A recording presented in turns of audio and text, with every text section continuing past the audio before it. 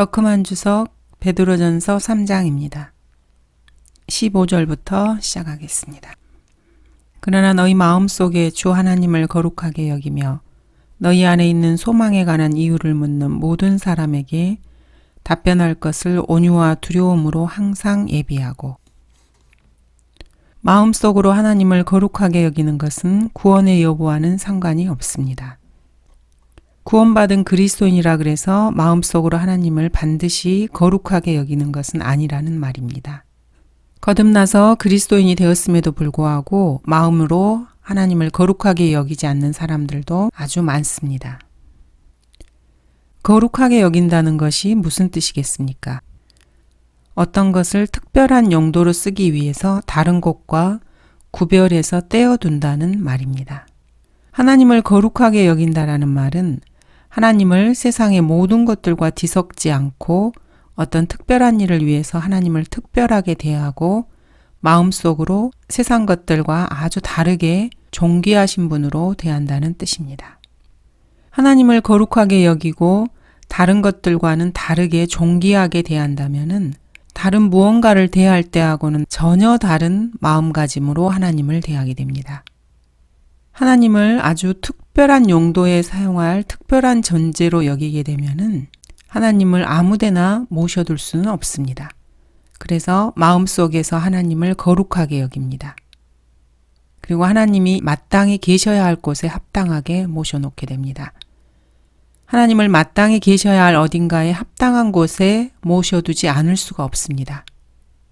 하나님께서 마땅히 계셔야 할 곳에 계시도록 모셔둔다면은 그것이 바로 하나님을 영화롭게 해드리는 일입니다.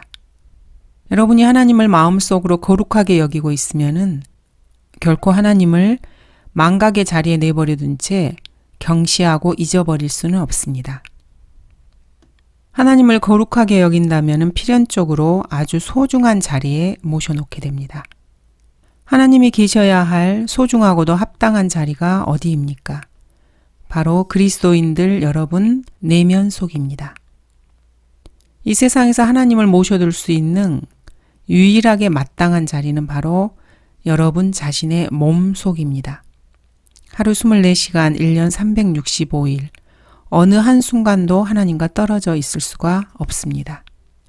하나님께서 여러분에게 아주 특별한 분이시고 아주 특별한 곳에 사용되어야 할 분이기 때문에 단 한순간이라도 아무데나 모셔놓을 수가 없고 늘 마음속에 품고 다녀야 합니다.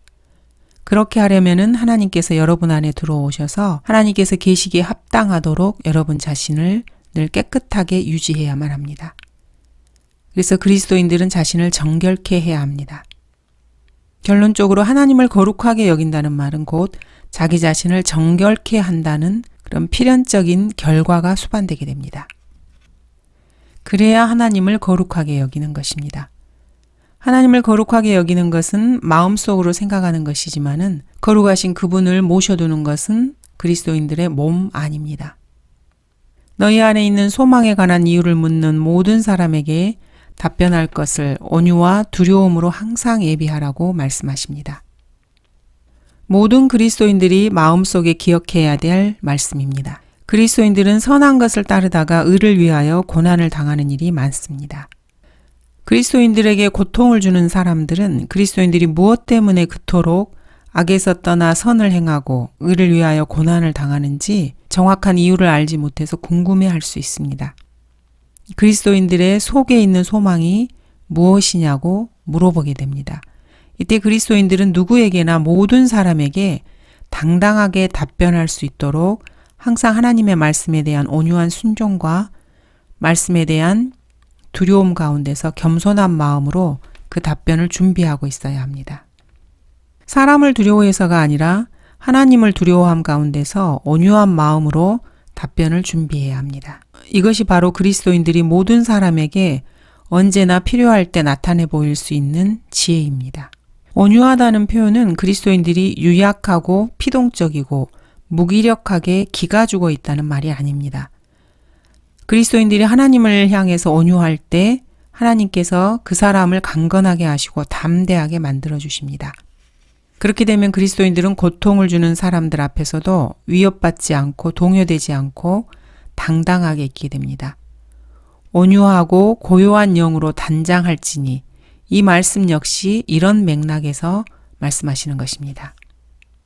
그리스도인들이 고난을 주는 모든 사람들에게 답변할 것을 이렇게 준비하고 있어야 되는 이유를 16절에서는 이렇게 말하고 있습니다.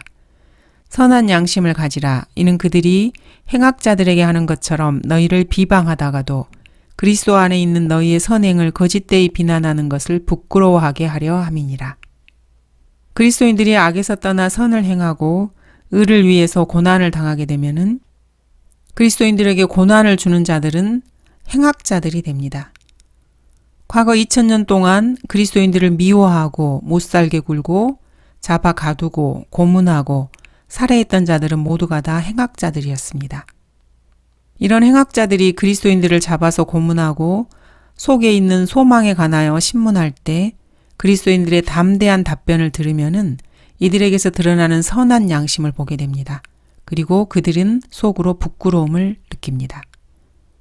바로 이를 위해서 그리스도인들은 하나님을 거룩하게 여기고 소망에 관해서 묻는 사람들에게 답변할 것을 온유와 두려움으로 항상 예비하고 선한 양심을 가져야 합니다. 온유라는 것은 연약하고 수동적이며 힘이 없고 무기력하며 마치 어린 계집애 같이 구는 그런 것이 절대로 아닙니다.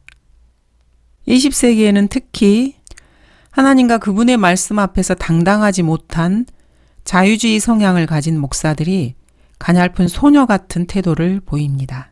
이들은 교회 강단에서 걸스카웃 10대 소녀에게나 어울리는 귀 간지러운 달콤한 소리를 들려주기를 좋아합니다.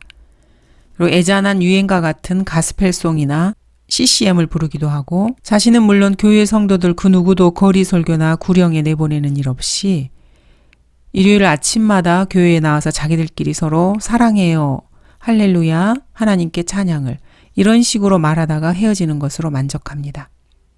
이들이 과연 걸스카웃인지 그리스도인인지 분간이 어려울 만큼 여성화가 되어버렸습니다. 그래서 세상 사람들은 그리스도인이라면 을의 여자처럼 연약하고 무기력한 사람이 그리스도인이라고 생각을 하게 되었습니다. 성경에서 말씀하는 온유는 결코 이런 것이 아닙니다.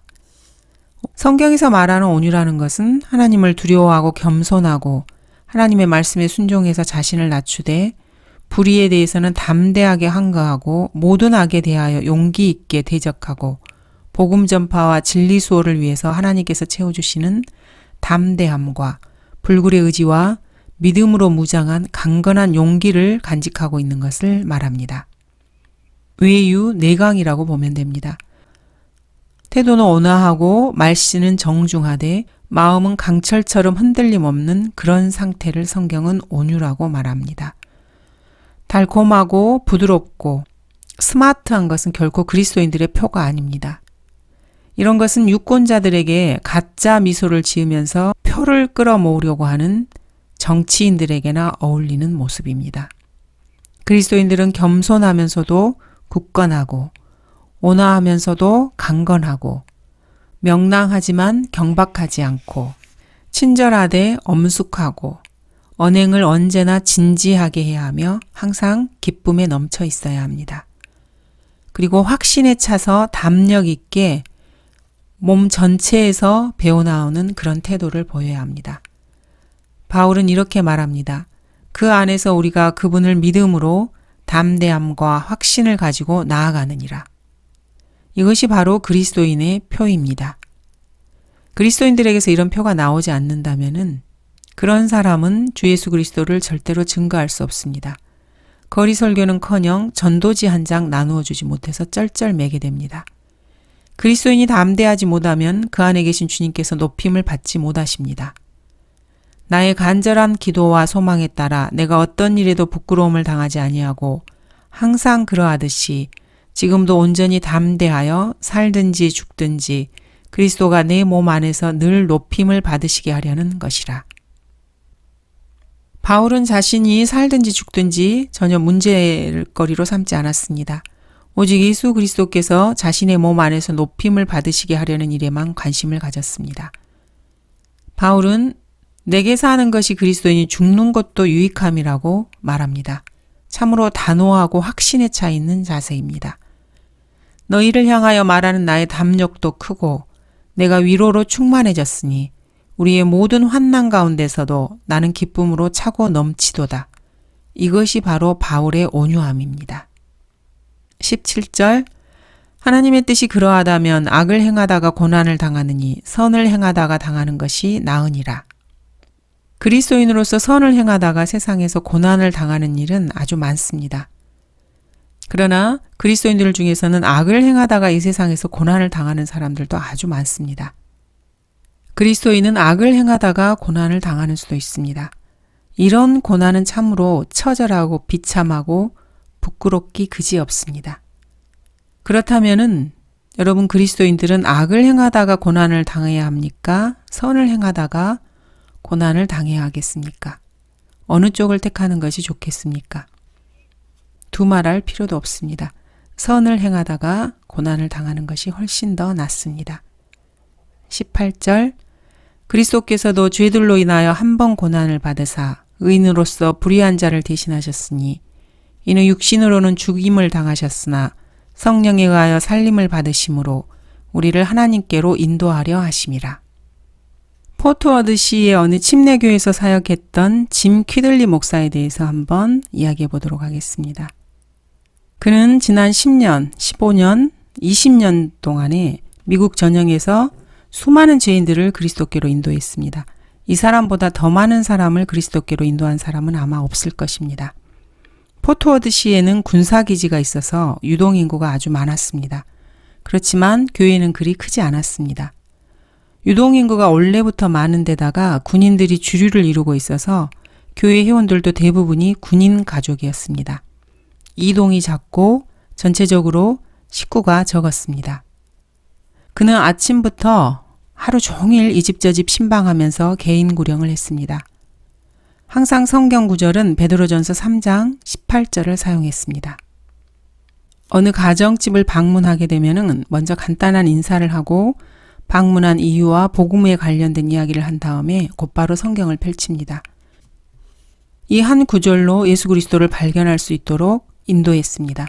이렇게 20년 동안 하루도 거르지 않고 신방을 통해서 개인 구령을 펼쳐오는 동안에 적어도 죄인들을 하루에 한 사람씩은 반드시 그리스도께로 인도할 수 있었습니다. 이 한 구절만 가지고 짐 키들리 목사는 적어도 7,000명 이상의 개인 구령을 하는 엄청난 열매를 맺었습니다.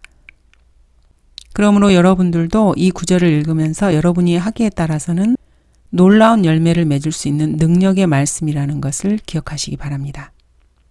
사람이 죽으면 그 다음에는 누구나 하나님 앞에 나가서 심판을 받게 됩니다. 일단 심판석에 불려나가게 되면은 어쩔 줄 몰라서 과거에 지은 죄들을 뉘우치고 그것을 어떻게든지 지워버리고 싶겠지만 그때는 이미 때가 늦은 것입니다. 짐 키들리 목사는 이런 이야기로 사람들 앞에서 복음을 전했습니다. 어떤 사람들은 안색이 바뀌면서도 아무 말 없이 가만히 있었고 어떤 사람들은 진지한 자세로 아주 심각하게 받아들이기도 했습니다. 그의 말로는 하루에 40명 중 적어도 1명은 그렇게 복음을 받아들였다고 합니다. 이런 반응을 보이면은 그는 베드로전서 3장 18절을 천천히 또박또박 읽어주었습니다. 그리스도께서도 죄들로 인하여 한 번 고난을 받으사 의인으로서 불의한 자를 대신하셨으니. 자, 여기서 의인이 누굽니까? 목사가 죄인에게 이렇게 물으면은 바보가 아닌 이상은 대개는 그리스도이십니다. 이렇게 대답을 합니다. 그러면은 불의한 자는 누굽니까? 이렇게 묻습니다. 그러면 사람들은 되게 머뭇머뭇하다가 어떻게 대답해야 될지 몰라 당황스러워합니다. 그러면은 아주 정중하고 온화하게 친절한 말로 이렇게 해줍니다. 솔직히 우리들이 다 불의한 자가 아니겠습니까? 그러면 상대는 잠자코 고개만 조금 끄덕이면서 좀 더 생각해보는 듯한 눈치를 보입니다. 대부분의 침례교 목사들 같으면은 대개 이런 구절을 읽어주고 의인은 그리스도이고 불의한 자는 누구겠소? 이렇게 다소 위압적인 태도로 묻는 게 보통입니다. 그러면 상대는 그야 뭐 우리들이죠 뭐 이렇게 말을 합니다. 그러면 얼른 이 말을 받아서 의인으로서 불의한 자를 대신하셨으니 불의한 자가 바로 당신입니다. 아닌가요? 이렇게 직설적으로 하는 게 보통입니다. 그러나 짐 키들리는 당신이라고 하는 이 불의한 자, 이 말 대신에 우리들이라는 말을 사용했습니다. 그래서 상대방과 자신을 모두 다 묶어서 가급적이면은 자극을 가하지 않고 예수님을 받아들이게 하려고 했습니다. 베드로 역시 마찬가지였습니다. 그는 여기서 너희들이 아니라 우리를 이라고 말하고 있습니다. 의인으로서 불의한 자를 대신하였으니 이 말씀은 그리스도의 피의 구속의 핵심을 묘사하고 있습니다. 불의한 자는 바로 당신입니다. 이 사실을 깨우치는 것도 중요하지만은 그리스도의 피의 구속이 핵심입니다. 짐 키들리 목사는 이를 정확하게 알고 있었습니다. 그래서 이 점을 활용해서 많은 사람들을 구령했습니다. 아무런 죄가 없는 의인이 불의한 자를 위해서 그들을 대신하여 친히 십자가에 달려 피 흘려 죽으심으로써 나나 당신 같은 모든 불의한 자들의 불의에 대해서 혼자 값을 다 치른 것입니다. 이렇게 죄인들을 제압하고 다소곳이 고개 숙이게 만드는데 이보다 더 핵심적이고 압도적인 성경 말씀이 어디 있겠습니까? 이렇게도 말할 수 있습니다. 자, 그럼 여기를 보세요. 의인이신 그리스도께서 왜 불의한 자를 대신하여 피 흘려 죽으셨는지 그 이유가 여기에 있습니다. 이렇게 말한 다음에 다음 부분을 쭉 읽어 내려갑니다. 이는 육신으로는 죽임을 당하셨으나 성령에 의하여 살림을 받으심으로 우리를 하나님께로 인도하려 하심이라. 예, 바로 그렇습니다. 우리를 하나님께로 인도하려 하심, 바로 그것입니다. 그리스도께서 우리를 하나님께로 인도하시려고 나와 당신 같은 불의한 자를 대신해서 죽으셨던 것입니다. 여기까지 오면은 상대방은 고개를 끄덕이던가 각도가 아까보다 훨씬 더 커지기 마련입니다. 그러면 그때가 바로 결정적인 순간입니다. 자, 당신도 하나님께 마음을 돌려보지 않으시겠습니까? 그리고 개인 구령의 통상적인 코스에 따라서 그 사람을 그리스도께로 인도합니다. 자, 선생님은 방금 자신이 죄인인 것을 인정하셨습니다. 이제 예수 그리스도께서 선생님의 죄를 위해서 죽으시고 선생님의 모든 죄들을 용서해 주셨고 또 의롭게 되셨음을 믿고 그 사실을 받아들이면 됩니다. 자, 이 사실을 믿고 예수 그리스도를 선생님의 구주로 영접하시겠습니까? 이렇게 묻는 것입니다. 여기까지 와서 싫어요. 이렇게 방향을 획 틀어버리는 죄인은 거의 없습니다. 이것은 러커만 목사님의 지난 수십 년간의 구령 활동 경험을 통해서도 확인된 사실입니다. 아무리 지독한 죄인이라도 이쯤 되면은 누구나 예하고 대답하기 마련입니다. 그리고 영접 기도를 하고 구원을 받게 됩니다. 이렇게 한 사람의 죄인의 혼을 그리스도께로 이겨오게 됩니다. 짐 키들리 목사가 20년 동안에 최소 하루에 한 명씩을 구령할 수 있었던 놀라운 능력이 바로 이 베드로전서 3장 18절 한 구절입니다. 이 구절을 통해서 성령님으로부터 지혜와 명철을 공급받았기 때문입니다. 짐 키들리 목사처럼 성경 한 구절로 이토록 효과적으로 사용해서 열매를 맺는 사람은 거의 없습니다. 19절 그가 성령으로 감옥에 있는 영들에게도 가서 전파하셨으니 성령에 의하여 살림을 받으심으로 라는 말씀에 연결되어서 다음 19절에 순종하지 아니하던 자들이라는 말씀으로 이어지고 있습니다. 성령으로 다시 살아나신 그리스도께서는 그 성령으로 영들에게도 가서 전파하셨습니다. 그리스도께서 영들에게로 가시는데 성령께서 수송수단이 되었던 겁니다. 그리스도께서는 성령을 수송수단으로 이용해서 순종하지 아니하던 영들에게로 가셨습니다. 그리고 전파하셨습니다. 전파하셨다고만 언급되어 있습니다. 복음을 전파했다고 말씀하고 계시지 않습니다. 4장 6절에서는 죽은 자들에게도 복음이 전파되었으니 이렇게 복음이 전파되었다고 말씀하고 있습니다. 이것을 비교해서 살펴볼 필요가 있습니다. 4장에서는 복음이 전파되었는데 여기 3장에서는 그렇지 않습니다. 3장 19절에서는 영들에게 가셔서 전파하셨고 4장 6절에서는 복음이 죽은 자들에게도 전파되었다고 말씀하십니다. 이 죽은 자들은 육체로는 사람과 일치하여 심판을 받으나 영으로는 하나님과 일치하여 살게 된 사람들입니다. 그렇지만 여기 3장 19절에서의 감옥에 있는 영들은 순종하지 아니하던 자들이었습니다. 언제 순종하지 아니하던 자들이었을까요? 전에 노아의 날에 방주를 준비하던 동안 하나님께서 오래 참고 기다리셨을 때 순종하지 아니하는 자들입니다. 그때 순종하지 아니하던 영들이었습니다. 방주에서 물로 말미암아 구원받은 사람이 몇 명뿐이었는데 그 몇 명이 사실은 노아의 가족 8혼들 뿐이었습니다. 이들만 구원을 받았고 그 당시에 순종하지 아니하던 영들은 모두 다 수장을 당했습니다. 자, 지하 세계에는 그 중심에 끝없이 깊은 구렁이 있습니다. 여기서 지표면으로 올라가는 중간쯤에는 한편에는 히브리어로는 스올이라고 불리고 헬라어로는 하데스라고 불리는 지옥이 있습니다. 그리고 그 옆에는 구약적인 의미에서 아브라함의 품, 즉 낙원이 있습니다. 누가복음 16장에 나오는 낙원입니다. 무덤은 위쪽 지표면에 있기 때문에 아브라함의 품이나 지옥과는 그 위치가 완전히 다릅니다. 무덤은 죽은 사람의 몸이 땅에 묻혀서 썩어서 흙으로 돌아가는 곳에 불과합니다. 무덤은 사람의 혼들과는 전혀 상관이 없습니다. 구약에서 구원받지 못한 혼들은 지옥에 갔고 구원받은 혼들은 아브라함의 품으로 갔습니다. 그런데 예수 그리스도께서 십자가에서 처형되어 죽으신 직후에 감옥에 있는 영들에게로 가셨다고 말씀하고 있습니다.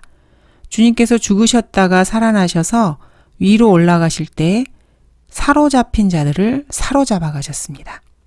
이 말씀으로 보아서 죽으셨다가 다시 살아나신 후에 나는 살아있는 자며 죽은 자였으나 보라 영원 무궁토록 살아있노라. 아멘. 또한 내가 지옥과 사망의 열쇠를 가졌노라. 이렇게 말씀하시는 것으로 보아서 주님께서는 죽으신 후에 감옥에 있는 영들에게 가셔서 전파하셨습니다. 이것이 가장 자연스러운 맥락입니다.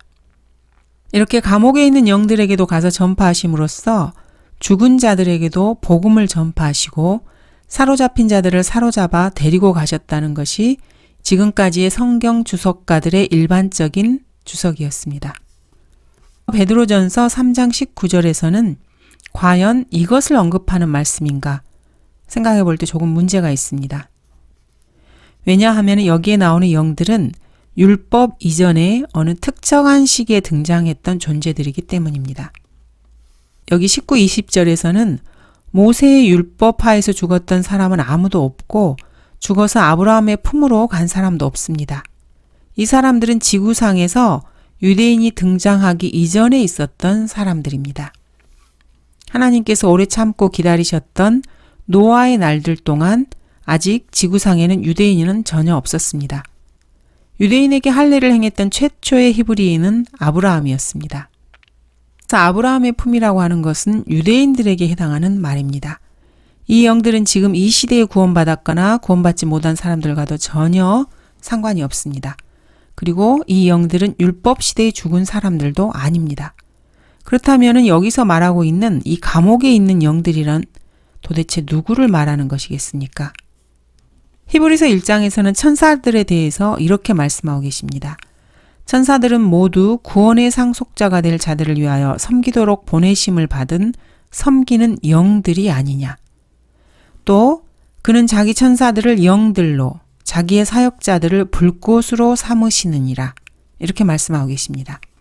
이런 구절들로 미루어 볼 때 감옥에 있는 영들은 창세기 6장에 나오는 하나님의 아들들로 보입니다.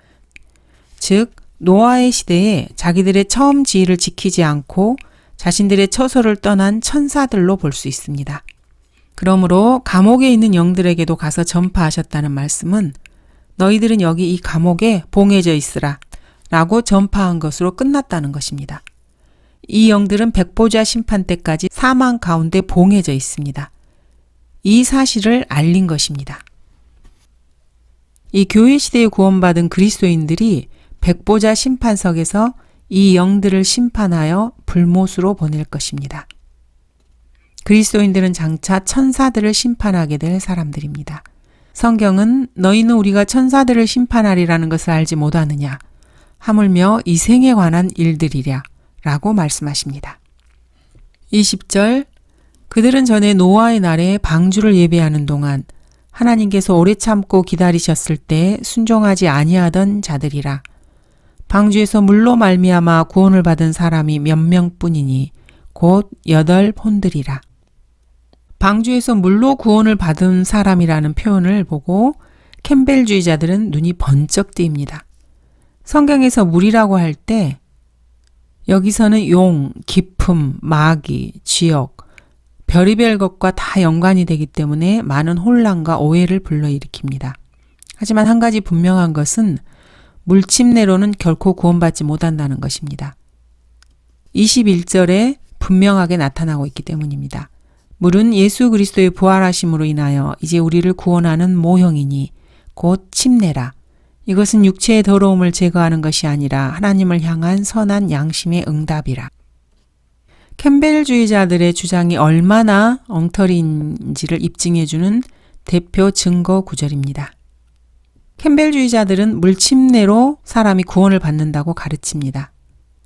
이 구절은 물, 즉 침례는 예수 그리스도의 부활하심으로 인하여 이제 우리를 구원하는 모형이라고 말씀하고 계십니다. 결코 육체의 더러움을 제거하는 것이 아니라고 말씀하십니다. 믿음으로 말미암아 하나님의 은혜로 이미 구원을 받은 사람들이 하나님을 향한 선한 양심에 응답을 하는 것이라고 말씀하십니다. 침례가 육체의 더러움을 제거하는 것이 아니라고 말씀하고 계십니다. 침례가 어떻게 죄인들을 구원할 수 있겠습니까? 침례는 말 그대로 하나님을 향한 선한 양심의 응답일 뿐입니다. 따라서 여기서 말하는 침례는 성령 침례와는 전혀 상관이 없습니다. 성령 침례라는 것은 하나님께서 여러분들에게 무엇인가를 해주는 것입니다. 본문은 반대로 사람이 하나님을 향해서 뭔가를 해드리는 것입니다. 즉 구원받은 그리스도인들이 선한 양심을 갖게 된 다음에 하나님께 뭔가를 응수하는 것입니다. 그러므로 그 누구도 구원받기 전에 침례에 순종할 수는 없습니다. 왜 그렇습니까? 구원받지 못하는 사람은 절대로 선한 양심을 갖지 못하기 때문입니다. 디도서 1장 15절에서는 이렇게 말씀하십니다. 정결한 사람들에게는 모든 것이 정결하나 더럽혀진 자들과 믿지 않는 자들에게는 아무것도 정결한 것이 없고 도리어 그들의 마음과 양심이 다 더럽혀져 있느니라. 사도행전 15장은 또 어떻습니까? 베드로는 사도행전 15장에서 언급한 후에 그 다음에 베드로전서 3장 21절을 기록했습니다. 그러므로 베드로전서 3장 21절이 사도행전 2장과 관련된 구절이라는 것은 전혀 가능성이 없습니다. 베드로는 사도행전 1, 2, 3장을 기록하던 2주간 동안에 예루살렘 회의에서 바울과 가까이 지내면서 서로 교제하고 대화를 나누었습니다. 그 결과 믿음으로 말미암아 하나님의 은혜로 구원받는다는 사실을 인정하게 되었습니다. 자, 시몬 베드로가 사도행전 15장에서 하는 말을 들어보도록 하겠습니다. 우리와 그들 사이에 어떤 차이도 두지 아니하셨으니 믿음으로 그들의 마음을 정결케 하셨느니라. 마음을 무엇으로 정결케 했다고 하십니까? 믿음으로라고 합니다. 믿음으로 그들의 마음을 정결케 하셨느니라. 11절 우리는 주 예수 그리스도의 은혜로 구원받는 것을 믿으며 그들도 마찬가지니라. 이렇게 11절에서 말씀하고 있습니다. 베드로는 주 예수 그리스도의 은혜로 구원받는 것이라고 말하고 있습니다. 베드로전서 3장을 기록하기 훨씬 이전에 베드로가 했던 이런 말들을 보면은 물로 정결케 된다든지 물로 깨끗하게 된다, 물로 구원받는다 이런 말은 없습니다. 그 대신에 베드로는 믿음으로 정결케 된다고 말하고 있고 은혜로 구원받는 것이라고 말하고 있습니다. 21절을 다시 보겠습니다. 물은 예수 그리스도의 부활하심으로 인하여 이제 우리를 구원하는 모형이니 곧 침례라. 침례가 사람을 구원한다고 말하고 있습니까? 아닙니다. 침례는 우리를 구원하는 모형이라고 말합니다. 침례가 뭔가의 모형이라는 점입니다. 그리스도인들이 구원받는 과정을 보여주는 하나의 상징이라는 말입니다. 무엇의 모형이라는 것입니까? 20절 끝부분을 보겠습니다. 20절 끝부분에는 8혼들이 물로 구원받았다라고 말하고 있습니다. 이 사실을 상징적으로 나타내주는 모형이 바로 침례입니다. 자, 그럼 이렇게 물어볼 수 있습니다. 노아가 침례를 받았던가? 아닙니다. 노아는 결코 침례를 받지 않았습니다. 그럼 노아가 물뿌림을 받았나? 아닙니다. 노아는 결코 물뿌림도 받지 않았습니다. 그렇다면 물로 말미암아 구원을 받은 사람이 몇 명뿐이니 곧 8혼들이라. 이 말씀에서처럼 8혼들이 물로 구원받았다는 것은 과연 무슨 뜻입니까? 그렇습니다. 이 8혼은 홍수의 물들 덕택에 그 악하고 경건치 아니한 세대로부터 완전히 차단될 수 있었습니다. 이 홍수의 물들이 아니었다라면 노아와 그의 가족들은 악하고 경건치 못한 세대와 함께 멸망당하고 말았을 것입니다. 그러나 이들은 물로 인해서 방주에 들어가 멸망당할 세상에서 분리될 수 있었습니다. 그렇게 구원을 받은 것입니다. 그리고 방주로 들어가지 않았던 모든 자들은 죄악과 함께 모두 다 몰살당했습니다. 창세기 7장에서는 이렇게 말씀하십니다. 땅에서 움직이는 모든 육체가 죽었으니 곧 새와 가축과 짐승과 땅에 기어다니는 모든 기는 것들과 모든 사람이라. 마른 땅에 있는 모든 것 중에서 코로 생명의 호흡을 하던 모든 것은 죽었더라. 방주에 있던 노아의 가족 8명을 제외하고 땅 위의 모든 인간들과 그들의 문명은 물로 멸망했습니다. 이들 8혼들은 이 물로 말미암아 구원을 받았습니다. 그래서 침례는 우리를 구원하는 물의 모형이 될 수 있습니다. 3장 21절은 이것을 예수 그리스도의 부활하심으로 인하여 물이 이제 우리를 구원하는 모형이니 곧 침례라 이렇게 말하고 있습니다. 침례가 어떻게 해서 예수 그리스도의 부활로 인해서 그리스도인들을 구원하는 물의 모형이 될 수 있습니까? 이해하기 별로 어렵지 않습니다. 노아의 날들로 한번 되돌아가 보겠습니다.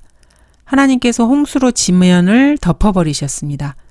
그때 노아의 가족 8명만 수면 위에 떠 있었습니다. 구원받지 못한 모든 사람들은 그들의 모든 죄들과 함께 물로 덮여져 있는 상태였습니다. 그 밑바닥에 가라앉아서 익사해버렸습니다. 물 위에 떠있던 노아는 모든 죄들을 벗어버리고 저 아래 물속에 그 죄들을 다 묻어버릴 수 있었습니다. 가족들은 모든 죄들을 훌훌 말끔히 벗어버림으로써 구원받게 되었습니다.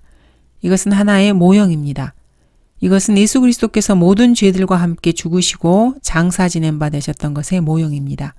예수님께서 장사 되시고 사흘 만에 죽은 자들로부터 부활하신 부활의 모형입니다. 구원받은 그리스도인에게 이러한 모형을 실시해 주는 것이 바로 침례입니다. 여러분도 침례에서 물속에 잠겼다가 다시 물 밖으로 일으켜 세워지게 됩니다. 이것은 예수 그리스도의 부활의 모습을 모형으로 보여주고 있습니다. 예수님께서 다시 사신 것처럼 그리스도인들도 다시 살아났다는 사실을 모형으로 재현해 보이는 것입니다. 예수님께서 모든 죄를 다 종결 지으신 것처럼 그리스도인들도 모든 죄들을 씻고 구원받아서 새 생명으로 다시 일으켜 세워지는 것입니다. 이러한 구원의 과정이 침례를 통해서 상징적으로 모형으로 재현됩니다. 그리스도인이 침례를 받을 때 그리스도인에게는 예수 그리스도의 죽으심과 묻히심과 부활하심이 모형으로 재현됩니다. 침례는 곧 그리스도의 부활의 모형입니다. 하나님께서 자신의 아들 예수 그리스도를 죽게 하시고 장사되도록 하신 것은 모든 죄들을 정죄하신 것입니다. 그리스도께서는 죄들을 위하여 죽으셨고 지옥에 다녀오셨으며 다시 부활하셨습니다. 이처럼 그리스도인들이 물속에 푹 잠겼다가 다시 일으켜 세워지는 침례를 받는 것은 그 침례로 그리스도인들이 구원을 받는 것이 아니라 그리스도인들이 이미 구원을 받았음을 모형을 통해서 재현하는 것입니다. 그리스도인들이 구원받았다는 사실을 증거하기 위해서입니다. 캠벨주의자들은 물침례로 구원을 받는다는 이 이단 교리를 정당화시키기 위해서 베드로전서 3장 21절을 근거 구절로 내세웁니다. 그러면서 물은 예수 그리스도의 부활하심으로 인하여 이제 우리를 구원, 여기까지만 읽고 딱 멈춰버립니다. 그 다음에 모형이라는 말은 읽지를 않습니다. 그 다음 가로 속에서는 이것은 육체의 더러움을 제거하는 것이 아니라 하나님을 향한 선한 양심의 응답이라 이렇게 되어 있는데 이것을 아예 거들떠 보지도 않습니다. 모용이 무엇입니까? 모형은 모형일 뿐 아무것도 아닙니다. 뭔가를 상징하는 하나의 기호나 그림 같은 것에 지나지 않습니다. 본질도 실체도 실제적인 능력도 실제로 뭔가 작용하는 것도 아닙니다. 침례 그 자체는 아무것도 아닙니다.